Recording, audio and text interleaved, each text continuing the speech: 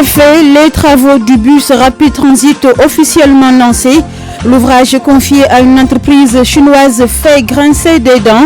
Le syndicat des travailleurs de la construction des bâtiments et travaux publics dénonce le non-respect par l'entreprise chinoise de la législation du travail. Projet de loi officialisant le report des élections municipales, le constitutionnaliste Ngouda Mboup dénonce une violation de la loi. Il est obligatoire de fixer une date après un report, sinon la loi devient illégale. Au soulagement des habitants de Kadiak dans la région de Fatick, le village est désormais équipé d'un poste de santé. Il s'agit là d'une vieille doléance des populations de la zone. Sport éliminatoire CAN Cameroun 2021. Aliou Cissé publie la liste des joueurs devant affronter le Congo jeudi. Match prévu le 13 novembre. La page des sports, Youssouf Bodian, le tour de web Abdoulaye Diop, la rubrique en classe Ndiogou Diem, bonne santé Nafissatou Silla, la chronique du lundi Abdoulaye Cissé, l'invité de la rédaction Diaraf Sen. Il est le secrétaire général du syndicat des travailleurs de la construction des bâtiments et des travaux publics.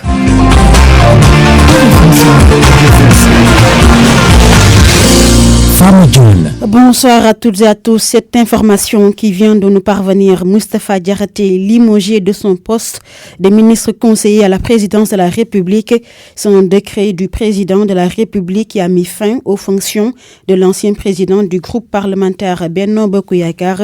Moustapha Diakhaté s'était distingué ces dernières semaines par des critiques et positions à l'opposé de celles affichées par la direction de son parti. Nous y reviendrons dans nos prochaines éditions. Les travaux du BRT ont été officiellement lancés cet après-midi par le chef de l'État Macky Sall. Il s'agit là d'une ambition de bâtir un réseau de mobilité collective qui optimise les coûts élevés de transactions économiques.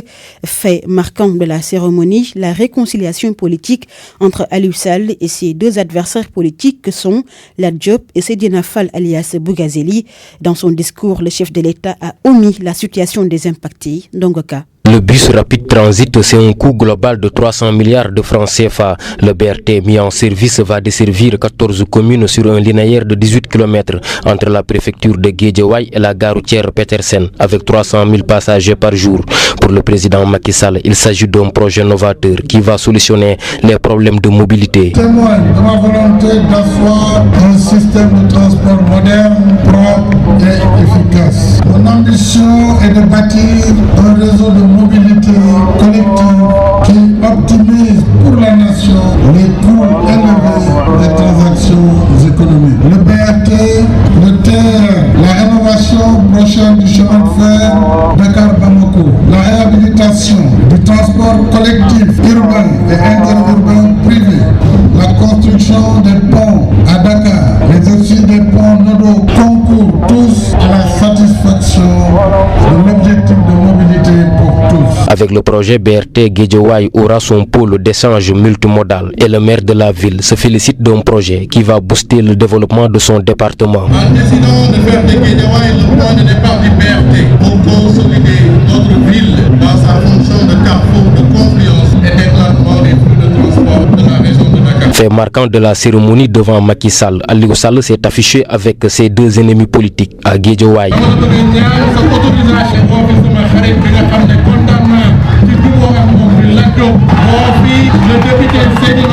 Macky Sall, dans son discours, n'a nulle part évoqué la situation des impactés du projet Bus Rapid Transit Nongaka Guédiawaye, RFM. Et le bus Rapid Transit en chiffres, c'est un coût global de 300 milliards de francs CFA avec le concours des partenaires techniques et financiers.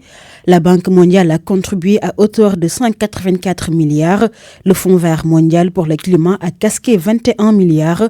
Le secteur privé, autour de 40 milliards. L'État et les secteurs privés locaux vont participer chacun à hauteur de 30% dans la future société d'exploitation du BRT. Le président de la République a annoncé que l'entreprise CRBC est le maître d'ouvrage. Macky Sall est avec Ndongoka. Ce projet d'un coût de 300 milliards est réalisé sur la base d'un mécanisme de financement innovant, un mécanisme intégrant l'investissement privé à hauteur de 15% pour l'acquisition et l'exploitation d'un matériel roulant répondant aux standards internationaux. Il me plaît ici de souligner que la structuration en partenariat public-privé pour l'exploitation du futur BRT permet la participation de l'État et du secteur privé local pour un total de 30% dans le capital de la future société d'exploitation. Et c'est donc pouvoir compter sur l'engagement de tous les acteurs pour accompagner la réalisation de ce projet qui sera d'un apport déterminant dans l'organisation des Jeux Olympiques de la jeunesse prévus à Dakar en 2022. La Banque mondiale qui a financé à hauteur de 184 milliards de francs CFA la réalisation du BRT. Au Fonds vert mondial pour le climat qui s'est engagé à apporter une contribution d'au moins 21 milliards et demi. À ces concours s'ajoute l'apport du secteur privé qui s'établira autour de 40 milliards selon les technologies de bus qui seront retenues. À l'entreprise CRBC, sélectionnée pour la réalisation des travaux d'infrastructure, connaissant votre efficacité, je crois pouvoir compter sur vous pour réduire le délai contractuel de 30 mois à au moins 25 mois. Nous parlons toujours du BRT, le syndicat des travailleurs de la construction des bâtiments et travaux publics, en colère contre le fait que les travaux soient confiés à une entreprise chinoise. Et c'est là qui a assuré la construction de Ila Touba. Cette entreprise, affirme le secrétaire général, n'a aucun respect de la législation du travail. Jaraf Alassane Dao annonce d'ailleurs que son syndicat va adresser un mémorandum aux partenaires techniques qui ont financé ce projet pour leur faire part des manquements des Chinois. Extrait de l'entretien qu'il a accordé avec Pabès Diba.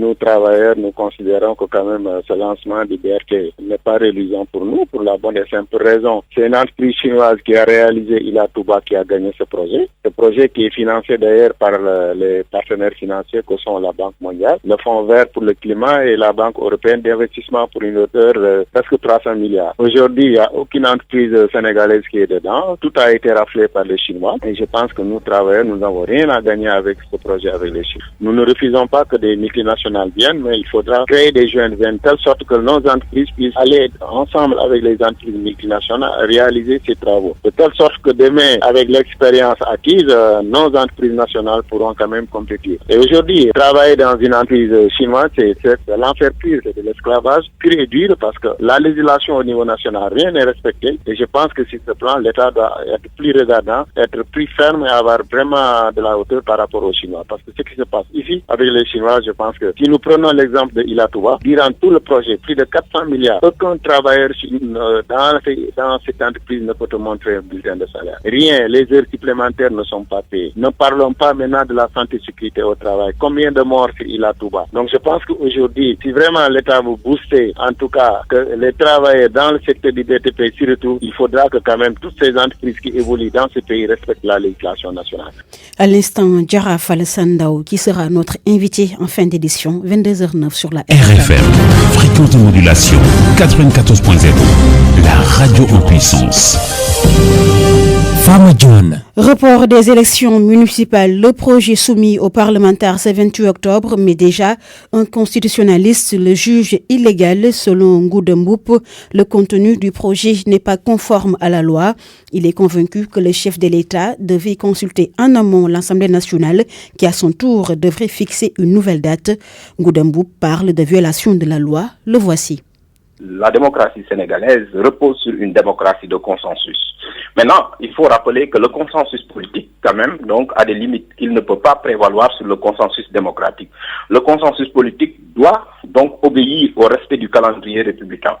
Et en droit, pour être précis et être simple, quand il doit s'agir de report d'élections locales, s'il s'agit d'un report, d'une prorogation dans la même année que doit se dérouler l'élection, le pouvoir réglementaire peut le faire, c'est-à-dire le président de la République par décret. En ce moment, le président de la République peut le faire et peut fixer la date. Par contre, si maintenant donc ça sort, n'est-ce pas, de l'année du renouvellement des mandats, il est impératif de passer par le Parlement. À ce niveau maintenant, l'Assemblée nationale non seulement a la possibilité, n'est-ce pas, de reporter, mais l'Assemblée nationale a l'obligation de fixer une date précise. Et donc le projet de loi qui est soumis donc par le gouvernement, c'est-à-dire tout simplement adopté, ne fixe pas de date précise, ce qui viole la Constitution, ce qui viole le code électoral et ce qui viole le code général des collectivités territoriales. Parce que un report, c'est possible, mais un report sans date fixe pour l'élection est impossible. Des acteurs de la société civile, Wati et Konrad Adenauer, ensemble réfléchissent à apporter des contributions au dialogue social. Ces acteurs veulent que les élections soient totalement encadrées. Ils invitent les autorités à plus de rigueur. Thème de cette rencontre, les enjeux et perspectives du dialogue national au Sénégal. Oumou Kalsoumli. Constatant qu'il y a certains débats qui ne permettent pas d'avancer, des acteurs de la société civile, Wati et Konrad Adenauer, autour d'une table pour réfléchir et apporter des solutions au dialogue pour renforcer la paix sociale. Valdio Ndiaye, acteur de la société civile. Il y a des débats conceptuels dedans qui ne nous permettent pas d'avancer très vite, alors que nous pouvons nous concentrer sur l'essentiel et essayer d'aller très rapidement. Tous les groupes, que ce soit l'opposition, les pôles de l'opposition, de la majorité et des non-alignés, ils ont effectué des réflexions et c'est important de les amener sur la table. Pour ces acteurs, le dialogue ne doit pas s'inspirer de la politique. Ils invitent les autorités à faire beaucoup d'efforts pour encadrer les prochaines élections locales. Tout le dispositif du dialogue national met en place l'ensemble des 5 commissions et qu'ils démarrent ensemble. L'effort qui a été fourni par le législateur pour encadrer en termes de délai, en termes de timing l'élection présidentielle, cet effort devrait être fourni pour encadrer et régler ce vide juridique qui entoure les élections législatives et les élections locales. Pour le directeur exécutif de Wati, il faut travailler pour améliorer la gouvernance au quotidien. Guy Yabi. Au niveau des États eux-mêmes, au niveau des populations, des acteurs de la société, d'aller plus loin. Nous estimons que le dialogue national doit permettre d'aller au-delà des questions strictement électorales. Lorsqu'on parle de constitution, lorsqu'on parle de réforme institutionnelle, on parle peut-être à 90% de questions électorales. Je crois qu'il y a beaucoup de choses qui sont importantes dans une société. Cette table ronde consacrée au dialogue social va permettre aux acteurs de réfléchir sur des mesures devant apporter des propositions concrètes. Des concours de stage réguliers, c'est ce que réclame l'amicale des étudiants de la faculté des sciences juridiques et politiques de l'université Cheikh Anta Diop.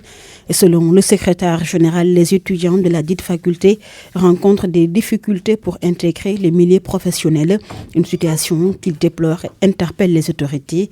Mamadou Si, leur porte-parole, est avec Oumou Djegagnan. Nous voulons dénoncer le fait que les étudiants diplômés qui ont leur master 2 à la faculté des sciences juridiques ou bien qui ont tout simplement leur licence n'arrivent pas du tout à trouver un emploi. Pour la bonne et simple raison qu'il y a un problème de correspondance par rapport au système qui est établi.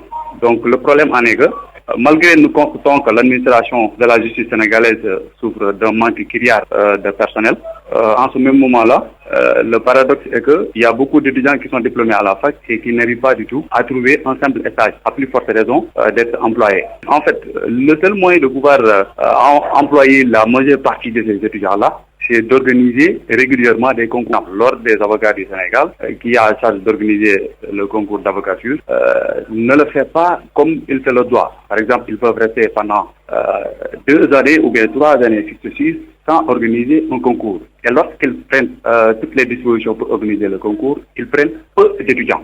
Et nous leur demandons tout simplement d'ouvrir ce concours-là annuellement si possible et de recruter le maximum d'étudiants puisqu'ils en ont besoin. Nous revenons sur le limogeage de Moustapha Diakhaté. Le ministre en charge de la communication de la présidence de la République confirme pour Seydou Gueye, il s'agit d'une décision du président de la République et conformément à ses prérogatives, mais il estime que Moustapha Diakhaté a fait preuve d'indiscipline de parti.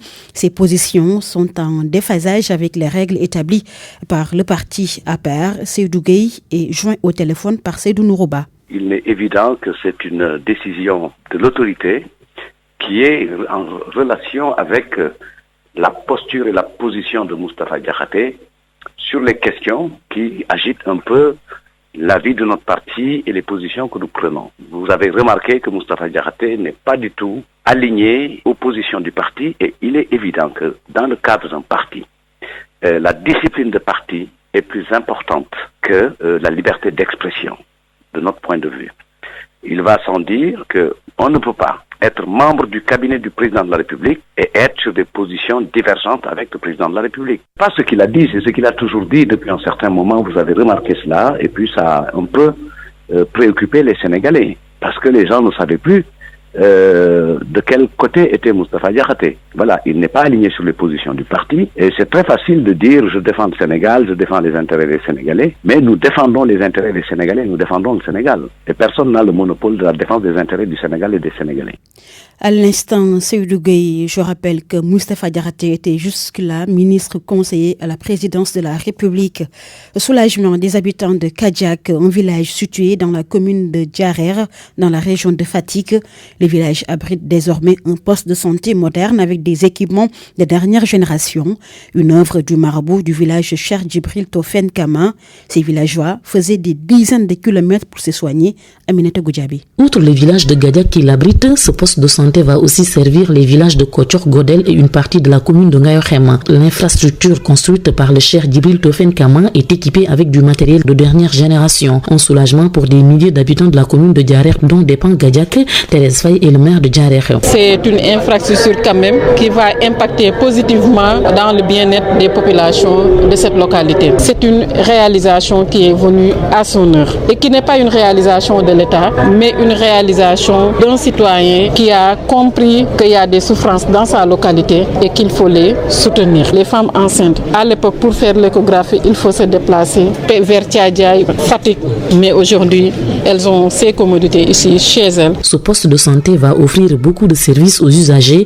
Le néphrologue Boucar Diouf est le parrain. Il n'a pas pu donner le coût global de la réalisation, mais soutient qu'il dépasse les 20 millions de francs CFA. Il y a très peu de postes de santé qui ont tout l'équipement qu'il y a ici. Parce que si on enlève la bureautique, vous avez un échographe, il y a des tables d'accouchement avec des couveuses, des lampes chauffantes. Disons tout ce qu'il faut en tout cas pour un poste de santé, sinon plus. Donc ils s'occupent des maladies transmissibles, l'hypertension, le diabète. Ils ont des moyens de dépister ce genre de pathologies. Moi, c'était d'une grande nécessité parce qu'on vous a dit l'éloignement de tous les postes de santé qui sont autour. Une ambulance médicalisée achetée également par le Cheikh Djibril Tofen Kama est aussi mise à la disposition de ce poste de santé nouvellement construit. Aminatou Goudjabi, Fatick RFM.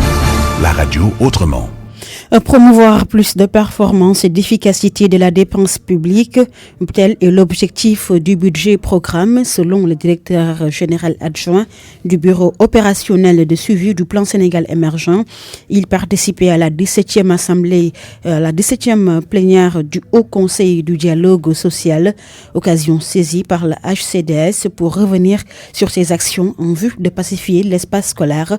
Compte rendu Virginie Léontine Sagna. L'efficacité de la dépense publique constitue un objectif commun à tous les États. C'est pourquoi le plan d'action prioritaire du PSE prévoit la poursuite de ces réformes budgétaires et financières avec l'arrivée du budget programme en janvier 2020. Babacar Ning, directeur général adjoint du bureau opérationnel de suivi du plan Sénégal émergent. Désormais, il ne s'agit plus d'avoir des budgets juste orientés des budgets de consommation, mais c'est des budgets qui sont assignés à des objectifs et des résultats chiffrés que chaque ministère devra exécuter et rendre compte par rapport aux résultats pour lesquels on lui a doté le budget. Concernant le secteur éducatif, la présidente du Haut Conseil du dialogue social, Innocence Tap Ndiaye, dit avoir appelé au dialogue malgré quelques réticences. Le fait que les syndicats les moins représentatifs regrettent le fait de ne pas être pris en compte dans les discussions qui sont en cours. En ce qui me concerne, nous menons un système de dialogue inclusif. Je les ai écoutés. Nous leur avons fait une offre afin que cela, les voies et moyens. Il s'agit de mesurer le niveau d'exécution du protocole d'accord qui a été signé, renchérit-elle. Il n'y a pas de négociation. Mais s'il s'agit d'élargir la base de discussion, je suis tout à fait ouverte. Mais par contre, je ne peux pas m'impliquer pour faire en sorte qu'ils soient à la table de négociation sans que les autres ne l'acceptent. Le Haut Conseil du dialogue social, qui bénéficie d'une subvention de l'État sous forme de crédits de dépenses et de transferts, veut consolider son action qu'il dit porteuse de performance et garante de résultats. Ziara annuelle Thierno Mohamedou Samassa, les autorités de Matam sur le qui-vive autour du gouverneur, les techniciens et les représentants du marabout de Matam veulent une meilleure organisation de cet événement religieux, sans doute le plus important de la région. Face à l'affluence attendue, le comité d'organisation opte pour une combinaison des efforts des forces de police et de la gendarmerie. Matam, Ali Bandelnion. Devenu le plus grand événement religieux de toute la région de Matam, la ziara annuelle de Thierno Mohamedou Samassa draine des milliers de fidèles. À quelques jours de la prochaine édition, le gouverneur de Matam a présidé un CRD spécial. El Hadj Malik Diop, porte-parole de Thierno Samassa. Je vois bien qu'il est très intéressé donc, par cette ziara. Alhamdulillah, ces engagements-là qui ont été pris par les chefs de service, je crois qu'ils seront très bien respectés. Et monsieur le gouverneur leur a dit donner des instructions. La principale préoccupation, peut-être, c'était l'hivernage. Moins d'une semaine, on a reçu une quantité importante de pluie. Et là où il se trouve la place de la Ziara, c'est une place pratiquement inondable. Lorsque monsieur le gouverneur a contacté les entreprises, ces dernières sont disposées à nous accompagner pour parfaire des dispositions particulières pour assurer le bon déroulement, mais surtout la sécurité des populations. C'est une instruction de Mamadou Watt, le gouverneur de Matam. Des milliers de fidèles en provenance non seulement à l'intérieur de notre territoire national, mais également de l'étranger. Matam se trouve dans une position frontalière. Voilà pourquoi les questions de sécurité sont des questions extrêmement importantes et c'est l'un des premiers problèmes que nous avons eu à aborder au niveau en fait de ce CRD-là. À ce sujet, il faut dire que l'engagement a été aussi bien par la police que par la gendarmerie de travailler de concert pour gérer tous les aspects sécuritaires et ces aspects sécuritaires également concernent la sécurité routière. À rappeler que la ziara de Thierno Mohamedou Samassa se tient chaque année, 2 jours après la célébration de la nuit de la naissance du prophète Mohammed. Paix et salut sur lui. Matam, Ali Bandelian, RFM. RFM Sport.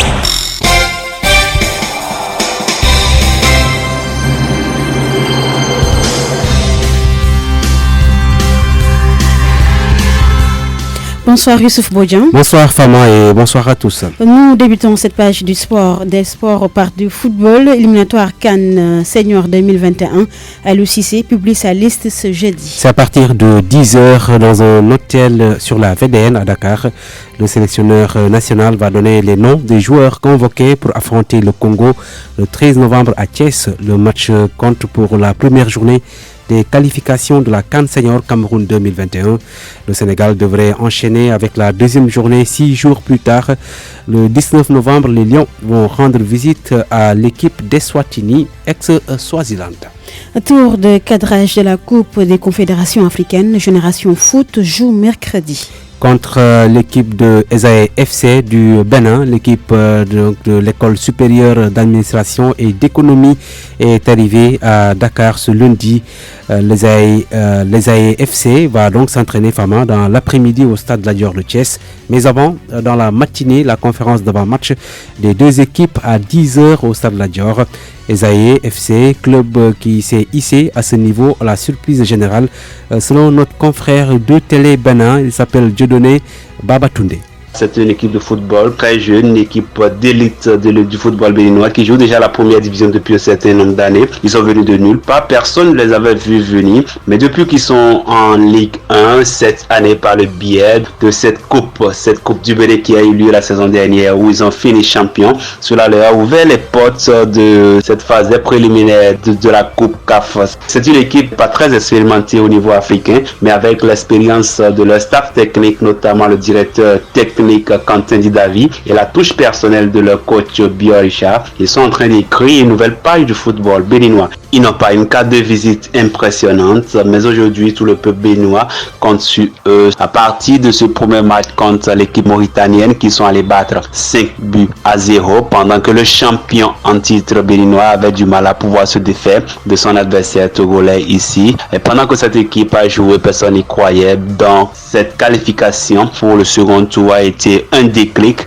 Les moyens sont mis à disposition avec l'appui du gouvernement parce qu'il faut le dire, aujourd'hui c'est la seule équipe béninoise en compétition africaine. C'est la seule équipe béninoise qui peut permettre au Bénin de pouvoir maintenir un niveau aussi élevé.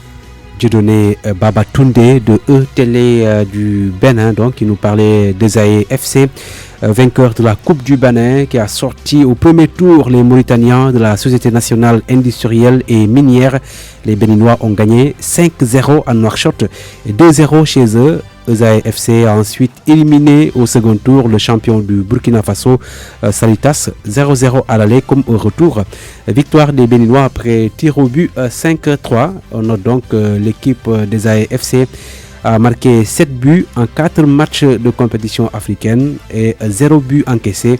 Ils vont donc affronter le mercredi Génération Foot au stade La Dior de Thiès, match prévu à 18h à suivre sur la RFM. Richard Toll, les ASC vont bientôt recevoir leur subvention. C'est une assurance du maire de la ville qui répond à la doléance du mouvement Navetan. Mam Diop qui explique donc au micro de Mamadou Diagne les raisons du retard de la subvention. Nous l'avons dit sur les subventions, particulièrement une subvention de cette année aussi, il faut le préciser, parce que toutes les années pour le mouvement associatif qui est tourne autour de 20 millions. Mais comme nous l'avons dit, aujourd'hui, sur 2 ans, nous n'avons pas reçu l'équivalence à l'époque de la patente, c'est-à-dire que la scène, et nous venons de le recevoir en partie, et donc il fallait régler les priorités indispensables. Aujourd'hui, je pense que nous allons nous attaquer aux subventions et principalement à la subvention du mouvement Nawetan, et j'espère que ça ne va pas tarder. Le maire de Richard Toll, son collègue de Diourbel, lui, est préoccupé par l'état de délabrement du stade régional. Le maire de la ville qui s'en désole estime que rien n'a bougé après donc les nombreuses promesses.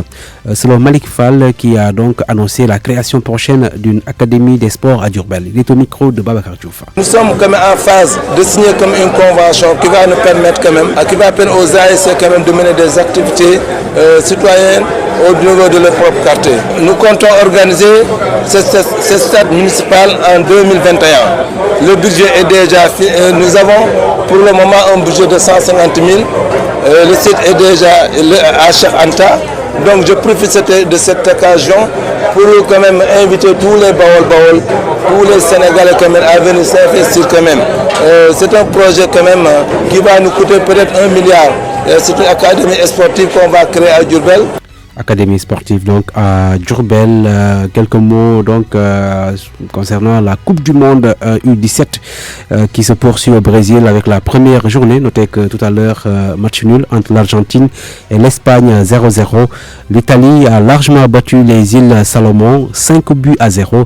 À 23h, le Cameroun, champion d'Afrique en titre, affronte le Tadjikistan, match prévu à 23h. Et puis Paraguay, Mexique, Fama à la même heure. Le Sénégal joue son 3e match mercredi contre les Pays-Bas. La Hollande qui a perdu son premier match face au Japon hier 3-0. Le Sénégal a battu les États-Unis par 4-1. Nous changeons de discipline pour parler de basketball. Les supporters du Duc espèrent remporter la Coupe du Sénégal. Oui, la Coupe du Sénégal donc qui reste au Duc après avoir perdu les 2 finales chez les garçons et les filles, les finales du championnat. Les étudiants du Duc donc qui se préparent à affronter l'AS Douanes. Toutefois, ces supporters n'excluent pas de boycotter la finale. Omar Mbow. Vous verrez dans les années à venir que le Grand Duc va revenir sur de bons termes. Les supporters du Dakar Université Club sont prêts à pousser leur équipe vers la victoire finale. Le club le plus titré n'a pas brandi un trophée majeur depuis Bellirette. S'en est suivi une cascade de démissions des coachs après 2 finales perdues cette année. Duc serait-il alors en crise? Le président du comité d'organisation des supporters du club, Omar Diouf, répond. Crise, je ne peux pas l'appeler ainsi parce que ça fait 2 ou 3 ans qu'on a fait année blanche successivement du côté des filles comme des garçons. Cette année, par la grâce de Dieu, on a gagné la Super Coupe. On a aussi gagné la Coupe du Maire. Ce ne sont pas des trophées majeurs. Il y a des insuffisances techniques, on l'a tous noté. On a aussi souffert des départs successifs de nos joueurs et joueuses. Donc tu es obligé à chaque fois de remplacer les départs. Cette année, on a eu 8 départs. Tu peux les remplacer en nombre, mais en qualité, tu ne peux pas l'assurer chaque année. On a joué, je pense, 3 finales. Donc je ne peux pas dire que nous sommes en crise. Réputés être des faiseurs de troubles dans les gradins lors des finales, les supporters, tous en même temps, dégagent toute responsabilité.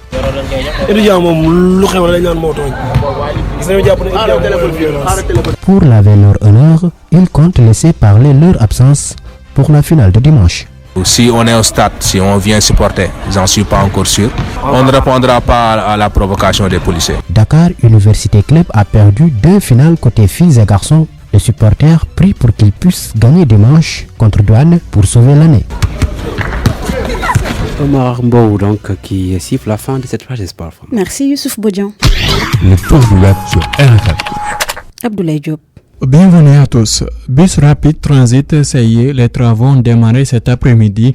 Le président de la République, Macky Sall, a présidé la cérémonie de lancement à Guédiawaye ce lundi 28 octobre.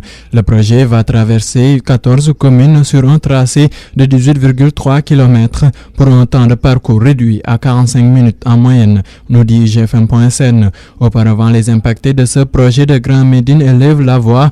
Il y a 74 impactés à Grand Médine. Nous avons trouvé un accord avec les autorités aussi bien sur le foncier que sur le bâti. Nous avons déjà reçu les numéros des terrains pour le relogement des impactés, mais nous attendons toujours les attributions de la mairie de Malika où nous devons être relogés. La déclaration est de Elhadji Ndiogou Gueye, le porte-parole des impactés de Grand Médine sur leral.net. Dakaractu.com nous livre la colère des éleveurs et agriculteurs des communes de Malicounda, Nguéniène et Sandiara contre un projet de zone économique que la mairie de Sandiara veut réaliser. Le secrétaire général du syndicat des éleveurs Nouvelle Génération en appelle le président Macky Sall pour qu'il sévisse contre les maires qui bradent les terres au détriment d'honnêtes citoyens. Dans cette même dynamique, Djibi Hamadi Sow demande au président Macky Sall d'ériger la zone en ranch. Voici un poste qui risque de faire du bruit. Moustapha Diakhaté en effet s'est attaqué au muezzin sur sa page Facebook. L'ancien député souligne l'urgence d'en finir avec la pollution sonore nocturne des mosquées.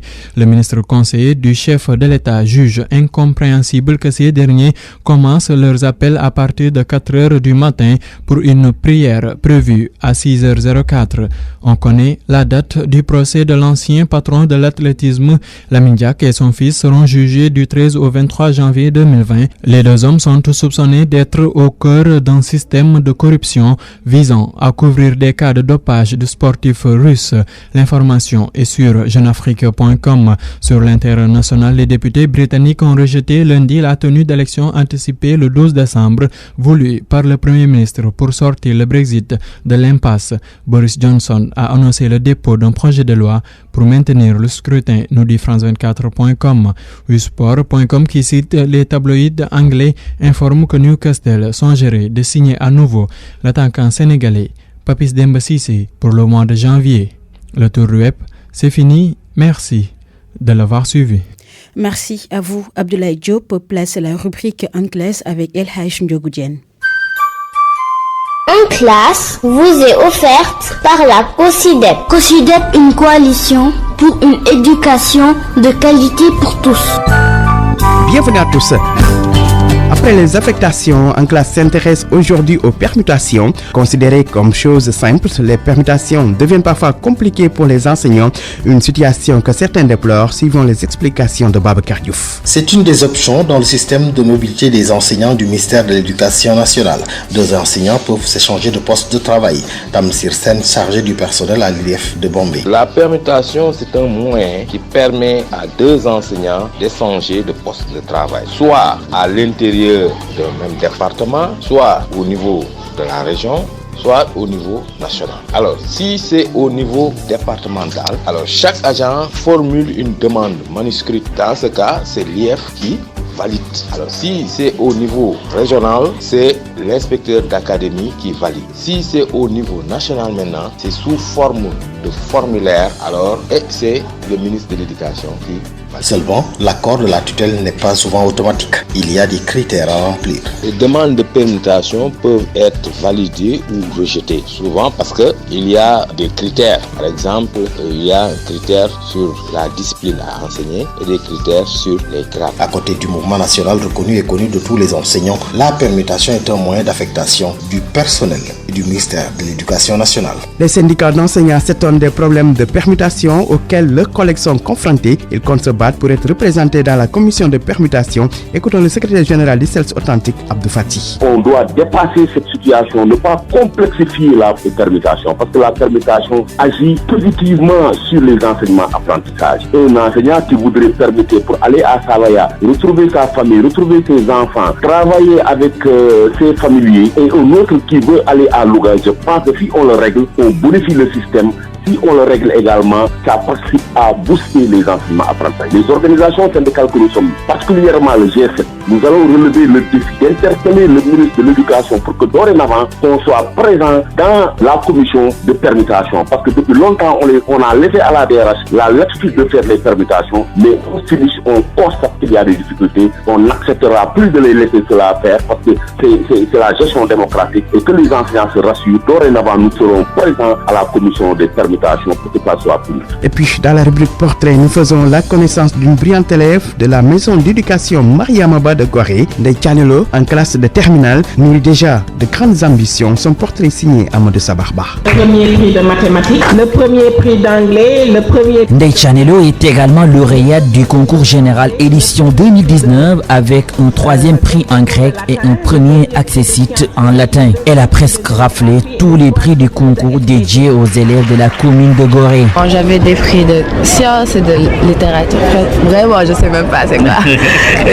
Cet élève en terminale S1 à la maison d'éducation Mariamaba brille aussi dans les matières littéraires. La native de Louga nous dit qu'elle a sa propre méthode d'apprentissage. Il faut d'abord savoir comment concevoir les choses. On n'apprend pas les mathématiques et les matières littéraires de la même manière. Si vous connaissez vraiment comment faire pour avoir une bonne note et acquérir une connaissance, je pense que ce sera facile de s'en sortir et d'avoir une bonne... Celle qui aura 18 ans en janvier prochain se penche déjà sur ses choix post-baccalauréat pour les études supérieures. Je veux étudier avec les sciences, sûrement ingénieur électromécanique ou computer science. Sa taille très svelte, au teint noir, Tchané s'est toujours distingué parmi les meilleurs élèves. Une performance qui fait le bonheur de sa famille, notamment son grand-père Abdoulou. Une fille qui est très sérieuse et très brave, très correcte. Elle ne fait que travailler. C'est une grande fierté pour moi et pour toute sa famille. À la question de savoir quels sont ses secrets, Ndeye Tchanelo répond.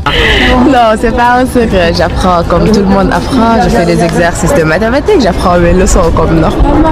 Merci à Amadou Sabarba et à Babacar Diouf. Ainsi se referme en classe. Rendez-vous la semaine prochaine. Bonne santé, Nafissatou Sila. Bienvenue. La prévention du cancer du col de l'utérus est bien possible au Sénégal. Il est officiellement introduit dans le programme élargi de vaccination. Un vaccin qu'il faut faire en 2 doses et qui protège du papillomavirus responsable du cancer du col de l'utérus.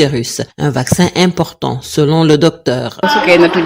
Pédiatre au centre de santé Gaspard Camara. C'est vraiment pour prévenir le cancer du col de l'utérus qui est une maladie très grave. C'est un cancer qui est très fréquent dans nos sous-régions et on fait partie des pays les plus touchés en la sous-région ouest-africaine. Vraiment, le fait d'avoir un vaccin permet de faire la meilleure prévention, la prévention primaire. Voilà, il y a d'autres stratégies de prévention comme le dépistage du cancer du col de l'utérus dans les structures, mais ça c'est chez les femmes les plus âgées. Mais la stratégie la plus efficace, c'est vraiment la vaccination de ces filles de 9 ans. Ça permet de prévenir à long terme la survenue du cancer. Et on fait une injection IM, donc au niveau du bras de la petite fille.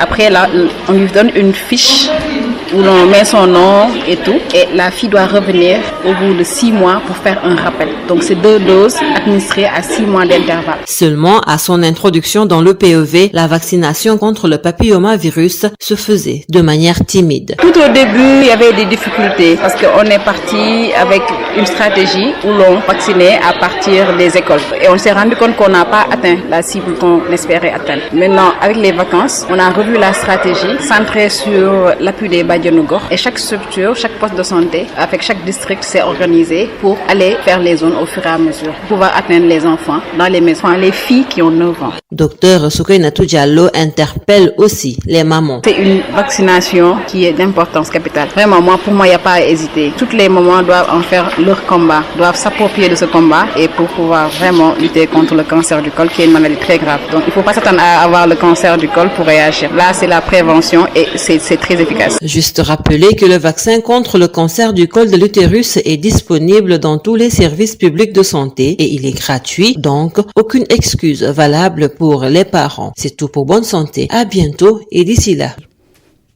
C'était pourtant un sommet Russie-Afrique. Ça veut dire que l'Afrique doit parler d'une seule et même voix solidaire jusqu'au bout les uns des autres. Dès lors, comment comprendre le sort réservé à la délégation camerounaise sans qu'aucune voix de dirigeants africains ne s'en indigne? Parce que le tout blasé Paul Biya s'est désisté d'assister au grand raout du tout-puissant Poutine, que le ministre camerounais des Relations extérieures, le jeune Mbela Mbela qui conduisait la délégation de son pays à Sochi, a été contraint d'assister debout à la cérémonie d'ouverture sans jamais être installé. Singulière méthode de représailles à la limite de la torture des temps modernes. C'est dire le respect que le maître du Kremlin voue à ses invités d'un jour. On n'est quand même pas obligé d'être tous représentés par des chefs d'État ou des chefs de gouvernement parce que c'est Poutine himself qui convoque. On se demande encore pourquoi l'Afrique continue à être le joujou des grands de ce monde, grands entre guillemets bien sûr, parce que c'est nous qui les consacrons ainsi à leur courir après pour la pitance de nos peuples. Il est quand même étonnant que 60 ans après les indépendances et la conférence de Berlin qui a consacré le tong-tong de l'Afrique entre nos ancêtres les colons, que les héritiers de ces derniers revendiquent chacun son bout d'Afrique. La France doit être jalouse de ne plus avoir le monopole de son sommet avec les 58 depuis que l'Amérique la titille avec son MCA en direction des misérables du continent. L'Allemagne de Goethe a initié en 2018 son cycle de sommet avec l'Afrique, comme le font déjà la Chine, l'Inde, le Brésil, la Turquie, le Japon. Et quand cela ne suffit pas, on s'y met avec un grand ensemble, l'Union européenne qui réunit l'Afrique. De quoi tous ces sommets ont-ils le nom? Tant nous sommes tous convaincus que l'Afrique ne se développera pas sans l'Afrique et les Africains. Alors, est-il trop de demander un sommet Afrique-Afrique? Au moins, on sera sûr que le gagnant, c'est l'Afrique. Mais là, nos dirigeants sont tous allés voir Sochi et revenir. Aucun engagement majeur pour des accords de développement, sauf pour les pays comme le Centrafrique de Touadéra qui, toute honte bu, quémande des armes lourdes à Poutine. C'est sûr que ça va faire tourner l'industrie militaire de l'ancienne Union soviétique. Le peuple centrafricain peut déjà trembler. Et quand on ne couvre pas ces sommets, nos dirigeants, pour ceux qui gagnent quelques bons points des maîtres en notation, se gargarisent des classements si joliment appelés doing business. Et on se demande encore, c'est pour qui réellement le business, tant l'écart est grand entre les bons points et l'état d'extrême pauvreté dans nos pays. Il n'est pas besoin d'être expert aussi pour voir que le petit peuple ne fait pas vraiment de bonnes affaires. Le business serait-il si abstrait que cela, que même quand le doing business is good, qu'on ait du mal à le voir se traduire dans le quotidien du plus grand nombre? Partout dans le monde, les riches deviennent de plus en plus riches, les pauvres crèvent la dalle chaque jour un peu plus. Et le Sénégal ne fait pas exception, sauf à exploser tous les records de création de nouveaux riches sous le lit de la corruption. 1980 déjà, le socio-anthropologue Jean Coppens nous disait que Cheikh Ahmadou Bamba avait créé la plus grande multinationale d'économie sociale et solidaire qui est la doctrine du mouridisme. Il lui a juste manqué un DRH pour labelliser son œuvre. C'est presque honteux qu'on n'en ait rien fait depuis, au point d'attendre que la nouvelle économie mondiale nous fasse redécouvrir les bonnes vertus de l'économie sociale et solidaire qui étaient pourtant là, entre nos mains. C'est quand on va ouvrir les yeux que le doing business ne doit pas le business pour nous. Tant que la puissance publique ne se sentira pas redevable de son peuple pour agir pour le peuple et pour le peuple seulement, on continuera à truster les ventres mous de ces classements et même à flirter avec les sommets de ces classements. Mais ça ne va absolument rien changer. RFM, l'invité. L'invité de la rédaction, Jaraf Alassane Daou, il est le secrétaire général du syndicat des travailleurs de la construction, des bâtiments et des travaux publics. Entretien avec Babès Diba. Monsieur Jaraf Alassane Daou, bonsoir. Bonsoir, monsieur Babès. Vous êtes le secrétaire général du syndicat des travailleurs de la construction, bâtiments et travaux publics. Les travaux du BRT, Bus Rapid Transit, ont été lancés cet après-midi par le président de la République. Des entreprises sénégalaises se plaignent souvent que des travaux d'une telle envergure soient confiés à des étrangers. Est-ce que le BRT en constitue une exception? Bonsoir déjà, je vais m'avoir interpellé sur le lancement du BRT. Effectivement, vous avez parfaitement raison. Aujourd'hui, nous travailleurs, nous considérons que quand même ce lancement du BRT n'est pas reluisant pour nous, pour la bonne et simple raison. C'est une entreprise chinoise qui a réalisé Ila Touba qui a gagné ce projet. Ce projet qui est financé d'ailleurs par les partenaires financiers que sont la Banque mondiale, le Fonds vert pour le climat et la Banque européenne d'investissement pour une hauteur de presque 300 milliards.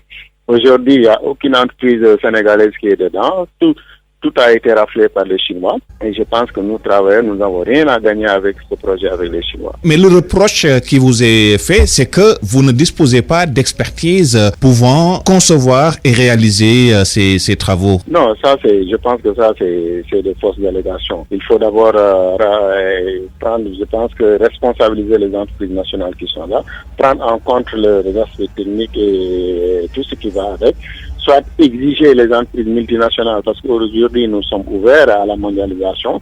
Nous ne refusons pas que des multinationales viennent, mais il faudra créer des joint ventures de telle sorte que nos entreprises puissent aller ensemble avec les entreprises multinationales à réaliser ces travaux. De telle sorte que demain, avec l'expérience acquise, nos entreprises nationales pourront quand même compétir. Mais aujourd'hui, ce qui est certain avec les projets phares du président de la République, tous les travaux, tous les grands chantiers seront raflés par les multinationales.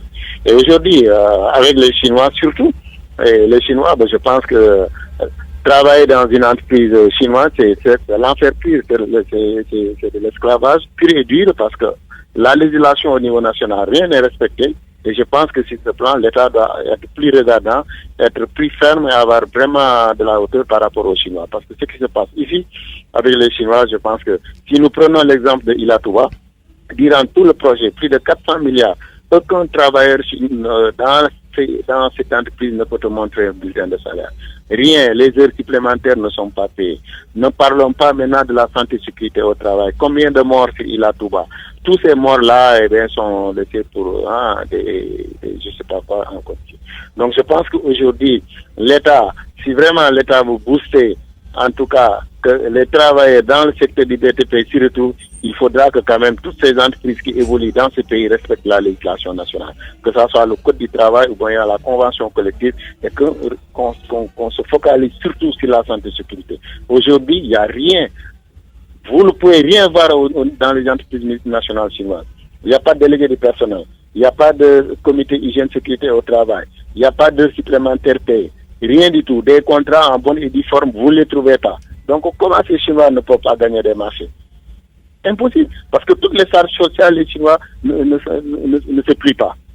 Et donc, aujourd'hui, en tout cas, moi, je suis écœuré que ce grand chantier puisse être gagné par les Chinois.